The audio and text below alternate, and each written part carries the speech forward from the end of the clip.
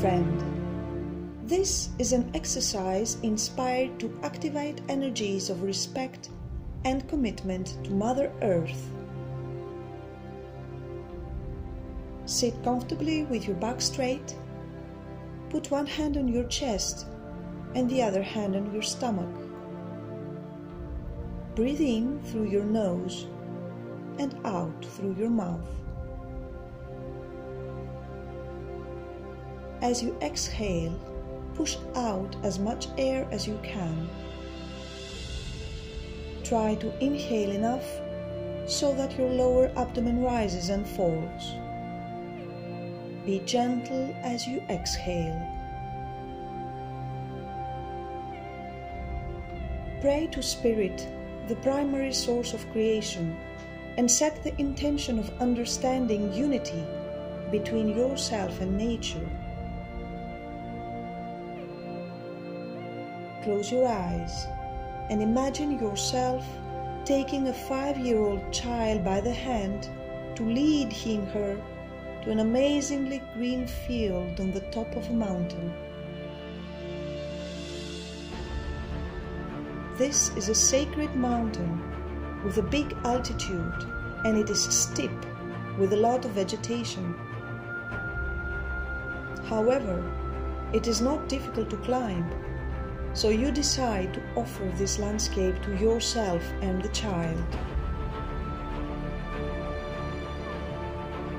The road to climb the sacred mountain is narrow, and the granite stone stairs help in the ascent. As you walk up the mountain, you start explaining to the child the divine nature of the animals and the plants and your connection to them.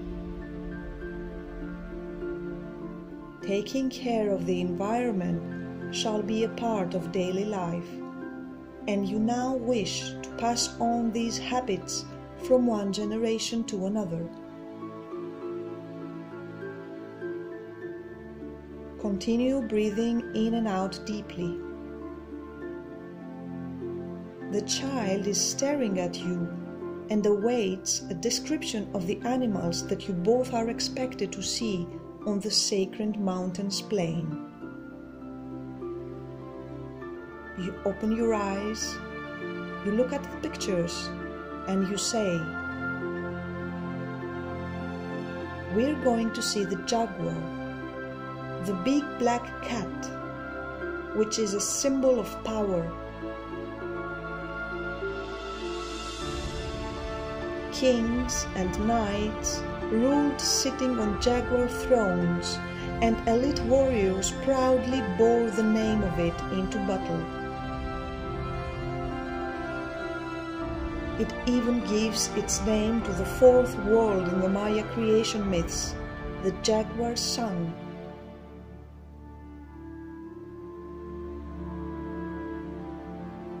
Thereafter we shall meet the monkey, which is considered as a guarantee of good luck and prosperity.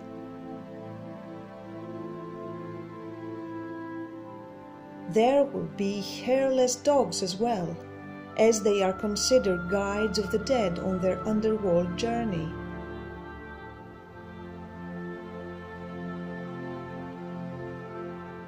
Now close your eyes again to continue your imaginary journey up on the sacred mountain.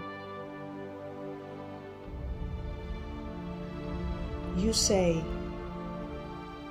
"For many ancient people, the rabbit was associated with lunar worship because that was what they saw in the markings on the moon.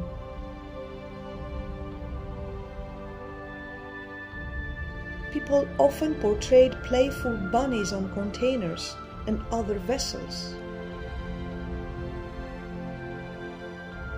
On the mountain, we shall see many fascinating life forms.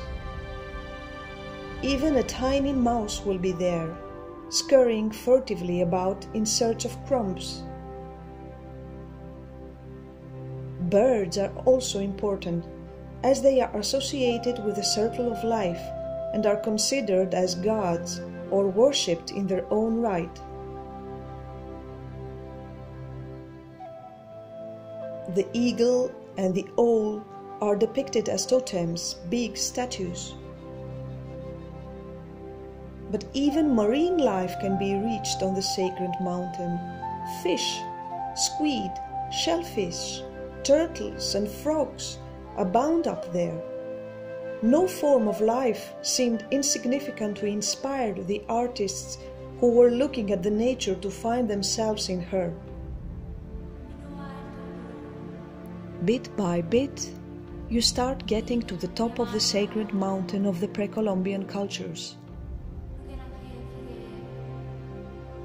Before you reach the top and find yourself in the middle of the Garden of Eden, you engage yourself and the child with some tips of respect to the nature. You say, "We shall always do something in our daily life to show respect to Mother Earth and her beings. We shall not buy domestic animals.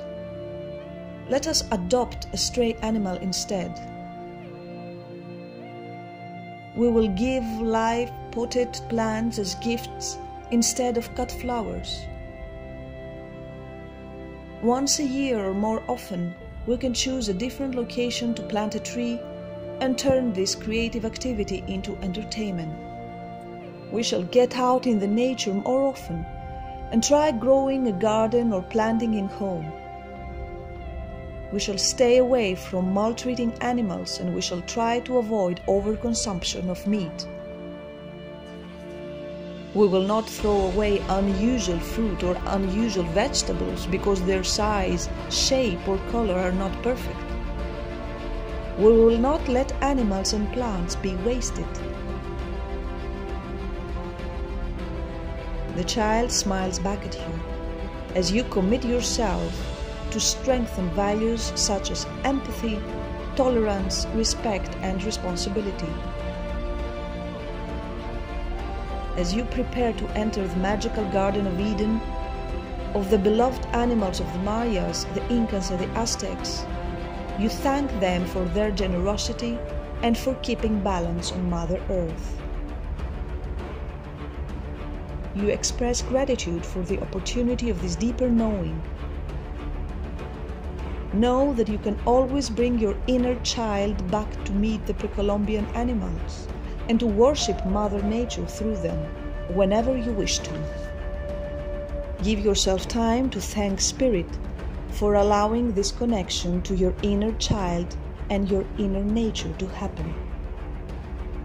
The One is the One since the beginning of time.